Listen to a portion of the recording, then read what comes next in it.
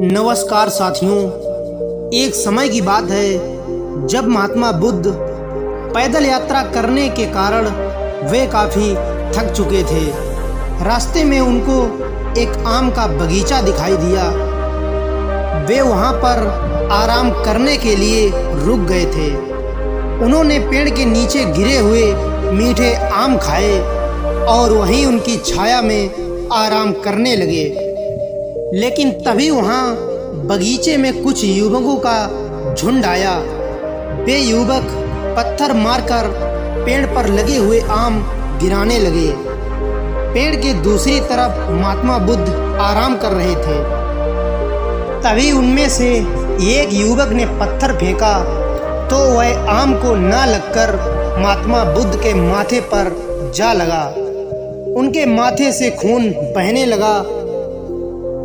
यह देखकर वह युवक भयभीत हो गए और वे महात्मा बुद्ध के पास आए और उनसे माफ़ी मांगने लगे।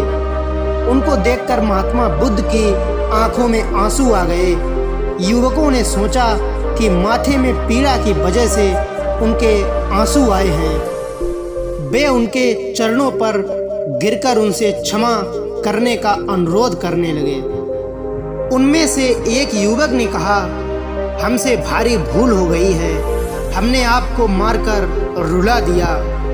इस पर बुद्ध ने कहा, बच्चों, मैं इसीलिए दुखी हूँ क्योंकि जब तुमने आम के पेड़ पर पत्थर मारा तो पेड़ ने बदले में तुम्हें मीठे फल दिए, लेकिन जब तुमने पत्थर मुझे मारा तो मैं तुम्हें कुछ अच्छा देने के बजाय तुम्हें केवल भय दे सका। जिस तरह से पत्थर मुझे मारकर तुम्हें भय लगा है, उसी तरह से तुम पेड़ को पत्थर मारकर उससे मीठे फल ले रहे हो, क्योंकि वह पेड़ कुछ कह नहीं सकता है, इसीलिए तुम उसका भरपूर फायदा उठा रहे हो। वह पेड़ तुम्हें मीठे फल दे रहा है, लेकिन उसके बदले में तुम उसे पत्थर से मार रहे हो। यही अगर पत्थर तुम किसी इंसान को मारोगे तो वो तुम्हें पलटकर जवाब जरूर देगा।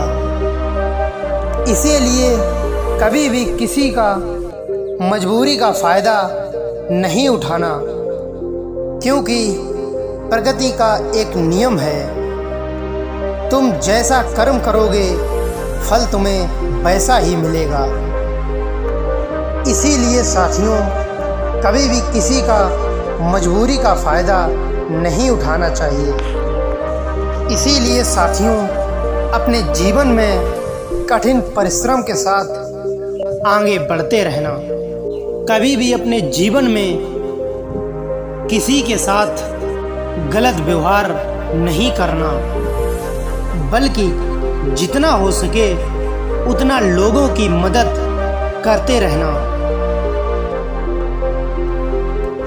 साथियों, किसी भी कठिन परिस्थिति में खुद को गिरने मत देना, बल्कि उन कठिन परिस्थितियों में उनसे लड़ने की ताकत को उत्पन्न करना और अपने जीवन में आगे बढ़ना।